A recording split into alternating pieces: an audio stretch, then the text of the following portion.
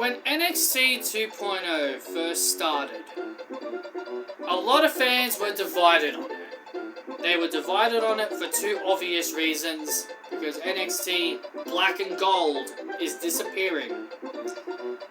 But one of the big positives that I looked at from NXT 2.0 is that we get to see new stars created. NXT 2.0 being used to help create brand new stars for the future of WWE, and that's really all I ever asked for. WWE showing they care about the future, building up the next generation that'll help carry the company into the next decades into the future. There was only one massive highlight from all of this, however, though I do think there are several highlights, but one of the strongest highlights for me was a young girl with a skateboard, that being Cora Jade, who went from a lovable underdog to possibly a pointless heel turn that has done nothing for her career since. This video is me discussing why Cora Jade could have easily been WWE's next top babyface, but ultimately fumbled big time. Welcome back to the channel, and let's begin. All the way back when Cora Jade debuted in NXT 2.0, she debuted alongside her ex-boyfriend at the time, Trey Baxter.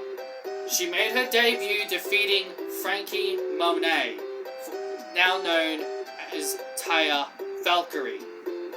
She went on to score some victories over the likes of Dakota Kai and several others.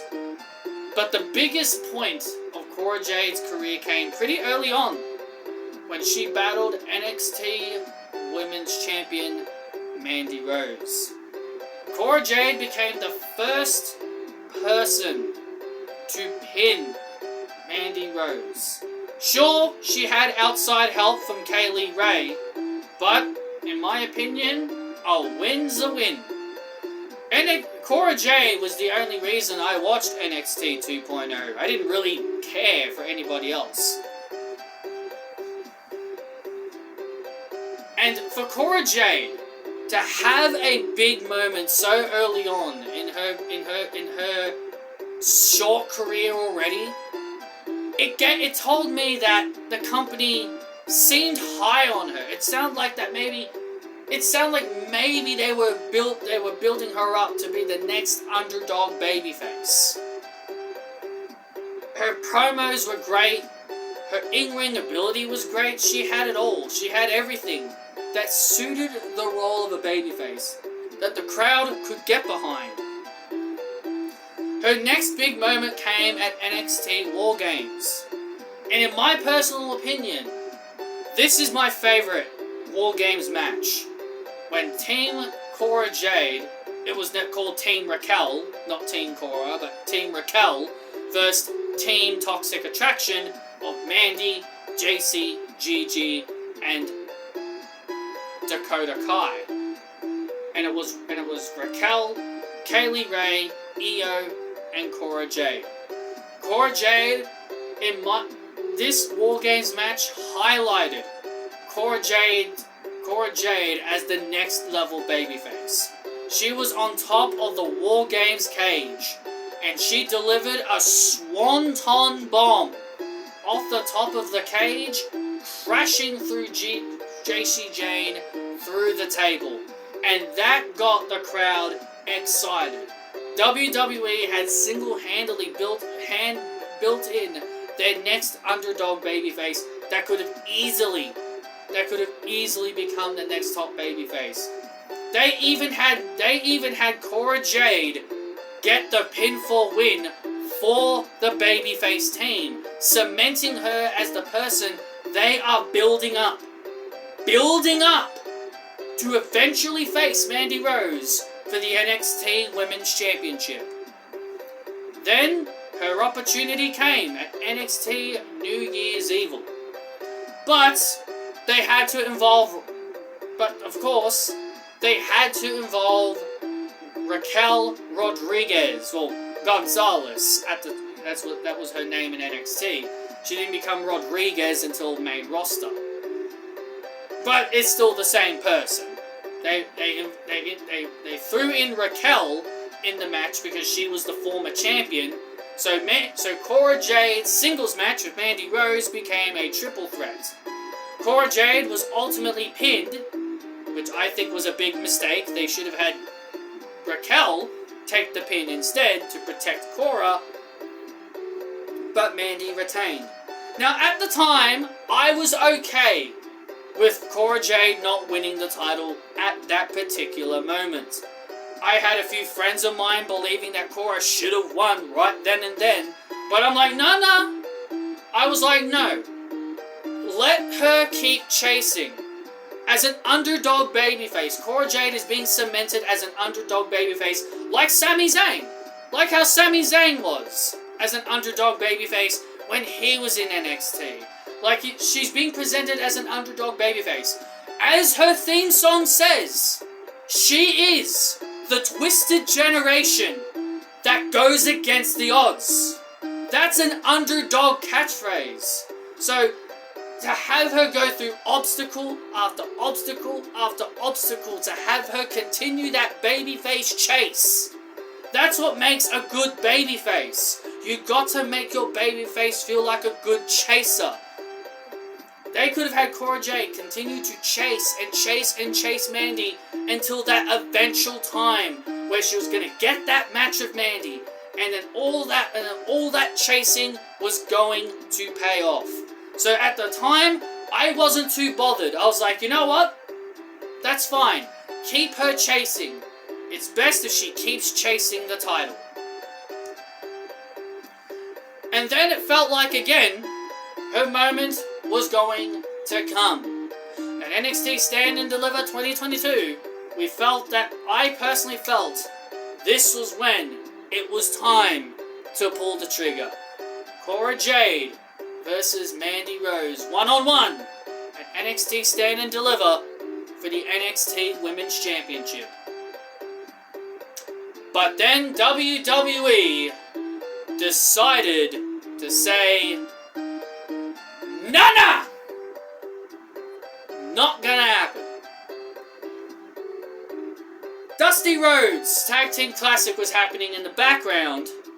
Kaylee Ray and Io went on to win the whole thing, like I knew they were winning from the entire moment when they were put in the tournament together.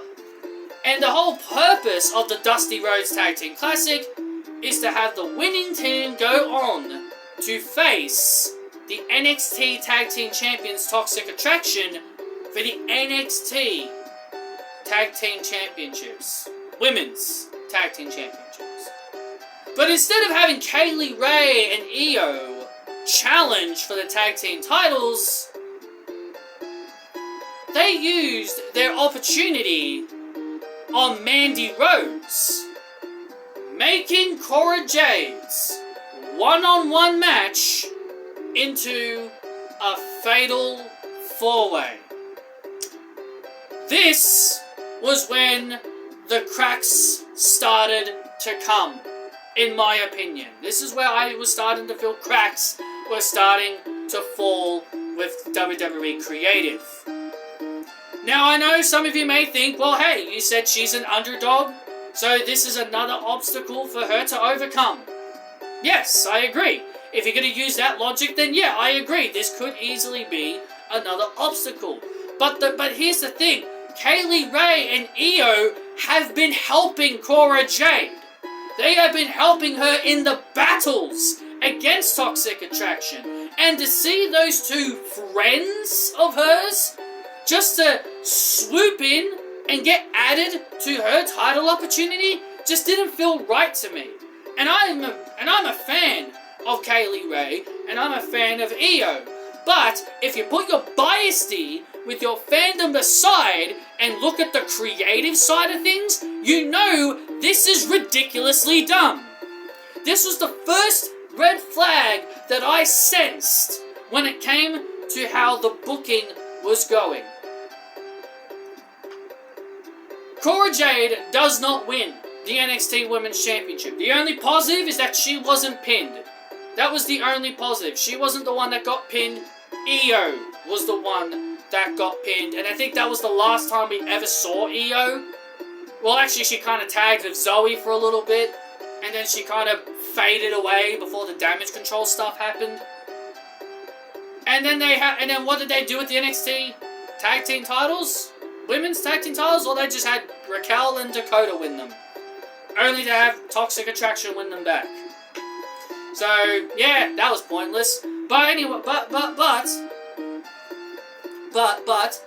this is where things started to go downhill for Cora.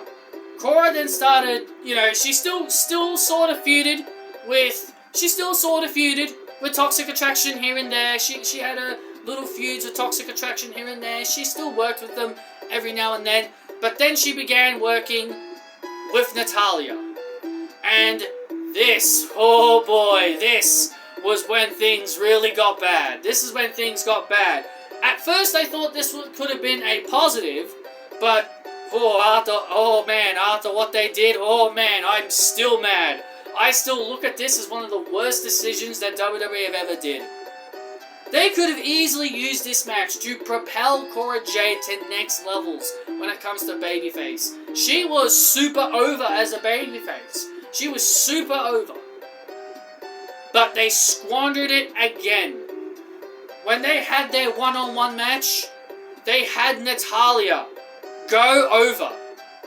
Now, a lot of you may say, well, hey, Cora didn't tap out. She passed out to the sharpshooter. Look at WrestleMania 13.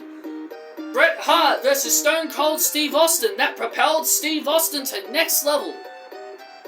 Yeah, it did. I've seen the match. I've watched it. I've got it on DVD in one of Steve Austin's DVDs. Yes, it did propel Steve Austin. But it didn't propel Cora. They wanted to create another Bret Hart Steve Austin moment, but it didn't propel Cora to the next level to be the person to beat Mandy. The entire time, after Stand and Deliver, it just made me think they did not want her to be the champion. They just didn't want her to win the title. Because every time she got an opportunity to win the belt, it was swooped away from her, all because they changed the match last second. And by the way, that match at Stand and Deliver, that was the last time she ever challenged for the title. She never got another opportunity again. They had Mandy work with Io, Zoe, they had her work with other girls. And then things got worse. And this is where things finally hit rock bottom for Cora. Enter Roxanne Perez. Now, I love Roxanne. I think she's great. But the moment Roxanne debuted, I felt this was when they finally said, no more for Cora Jade. They built Roxanne up as the next babyface to take down Mandy. And she ultimately was the one to take down Mandy. It was always her from the beginning. Reports came out saying Roxanne was always going to be the one. It was never meant to be Cora the entire time. It was never meant to be her the entire time. It was always Roxanne from day one. The moment she debuted, they handpicked their underdog babyface to take down Mandy. So all the hard work they did with building up Cora Jade as a top level babyface was all for nothing. She then started tagging with Roxanne. Cora and Roxanne, they started tagging for a bit, which I didn't mind. But the ultimate slap in the face comes at NXT Great American Bash, where Roxanne and Cora Jade become NXT Women's Tag Team Champions. Now, some of you may be saying, Patrick, how is that a slap in the face? She won a title. Well, if you've been following NXT 2.0, then you kind of know why I consider it a slap in the face. One reason. Well, there's two reasons. Reason number one is that I feel Cora Jade should have been the one to score the pinfall win. It shouldn't have been Roxanne, because Cora was the one that was feuding with them for months. She was the one who was trying to get to them for months, stealing their championships at one point. Cora went so far to steal their titles and tried to set traps, which worked on Gigi and JC, but it didn't work on Mandy. But at the same time, you could just tell that Cora was having fun as a babyface. She was super popular. The fans wanted to see her succeed. But they had Roxanne Perez take the glory. They had her be the one to pin Gigi, and not the person who's been feuding with them for the entire time she arrived. Then number two was that Roxanne won the breakout tournament, and then after she won the tag team titles of Cora, she cashed in her breakout tournament win on Mandy. And then what does WWE do to hype up this whole occasion? Roxanne is found attacked in the parking lot. And then the big slap to the face happens. Roxanne comes out to have her match despite being injured, and there it is. The person who attacked Roxanne was standing behind her the entire time. Cora Jade. She attacks Roxanne, causes the heel turn, and Mandy Rose retains. This was when I really got so angry. Now, a heel turn can revitalize someone's career, like it did for Sami Zayn, like it did for Bayley. At least in my opinion, it did. But the problem is that Cora didn't need revamping. She was so over as a babyface, and again, they just had her and Roxanne win the tag team titles. What was the point? What was the point in having them win the titles if you're just going to turn Cora heel in the first place? You should have just had them lose at Great American Bash if you're going to go through with the heel turn. That's the one thing that makes me so angry about the Great American Bash match. I can't look back at that match on good thoughts. Why do you think the company never refers to Cora Jade as a former NXT Women's Tag Team Champion? Because why should they? It didn't last long. It only lasted about a week. Not even a week. Why did they even bother doing that in the first place? That's what made me so angry about this heel turn. It didn't make sense. On paper, it could have made sense, Cora being jealous, but again, it's straight up obvious that they were handpicked Roxanne to be the top babyface, and not Cora Jade. They had Cora Jade be the first person to pin Mandy Rose, and they never brought it up once. They never once mentioned it on commentary how Cora was the only person to pin the shoulders of Mandy Rose. They completely ignored it, making it sound like it never happened. All that popularity that Cora had was thrown out the window, all because they wanted Roxanne to be their top babyface. Now, I'm not trying to say Roxanne should have turned heel instead of Cora. I'm not saying that at all. I'm saying you should have kept them both babyface. I'm saying you should have had them have a reign with the NXT Tag Team Championships first. Have them face Valentina and Yulisa. Have them face, some of the other tag teams they had at the time. Ivy and Teom. They actually had a decent tag division at the time. They could have had Cora and Roxanne run through some of the tag teams. They could have eventually had them be champions to the point where Kaylee Ray and Isla Dawn became a tag team. and Fallon Henley and Kiana. Like they could have had a good run as tag team champions. But instead, they wanted to turn her heel, all because they wanted Roxanne to be their babyface. To be the conquering hero. To take down Mandy. But I didn't want to give up all hope when Cora turned heel, though. I might have been angry about it, but I will say Cora delivered wonderfully as a heel. She was really good at the role. She was good at the role of being a heel, and I will say she is a phenomenal heel. She's great at it. But she never sniffed the NXT Women's Championship during this whole heel run. She had her brief feud with Roxanne. She had a brief feud with Wendy Chu that went nowhere. She had a feud with Lyra Valkyrie that went nowhere.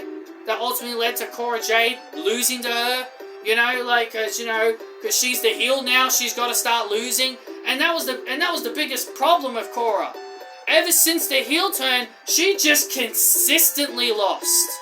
Sure, she won a couple of times, like against Valentina and Wendy Chu once, Valkyrie once, Cora once. Sure, she picked up a handful of victories, but majority of the time, she was on her back counting the lights for other baby faces. The closest she ever got to the NXT Women's Championship was when Indy Hartwell was the champion and when she came back. That is when I felt that they were ready to pull the trigger, but again, they didn't pull the trigger. They had her once again fade into the background, feuding with Thea Hale, and then the damage was done with Dana Brooke. Though I love the match that her and Dana had, but it did nothing. So the ultimate thing that I'm trying to tell you guys is that I think Cora Jade, in my opinion, is a better babyface than as a heel. Though I think she's great at both roles, Cora Jade mentioned in an interview that the whole skater gimmick was the first time she ever portrayed a babyface character. She said that was the first time in her life she was ever a babyface. She's never worked as a heel. She never worked as a babyface. She was always a heel when she was Alina Black. Or Alana Black, or Alina Black, Alana Black, however you say it. As her first time in the babyface role, in my opinion, she nailed it. She had the right moveset, she had the right promos, and she was naturally likable. She came off super likable. But the heel turn did nothing for her. They only turned her heel because they wanted Roxanne to be the one to take down Mandy.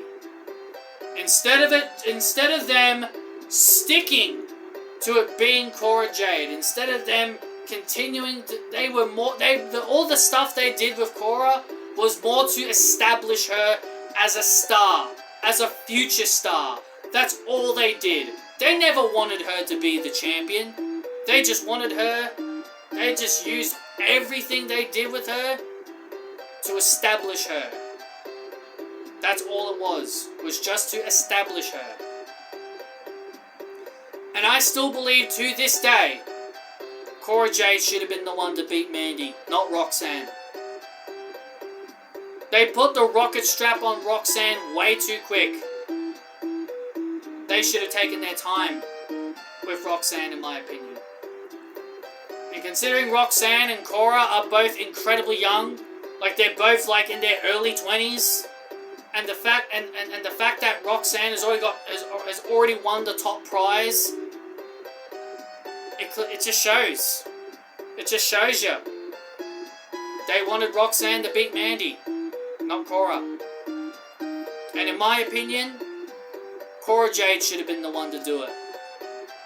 Cora Jade could have easily been this company's next big babyface. They could have easily had their next Sami Zayn. But instead, the heel run didn't make her the next Bayley or the next Sami Zayn. The heel turn just turned out to be nothing but a flop, as they say. I hope when Cora Jade comes back, they make her a babyface again. Because in my personal opinion, Cora Jade is a better babyface than Roxanne Perez. She's a better promo than Roxanne, she's a better wrestler, and she's way more likable. That's just my opinion. And I think Cora has so much potential as a babyface than as a heel. She may be naturally better at being a heel, but ultimately, I think she could be very underrated as a babyface if booked correctly. She could have easily been the next Sami Zayn as a babyface, as an underdog babyface. Thank you all for watching, and I'll see you all next time.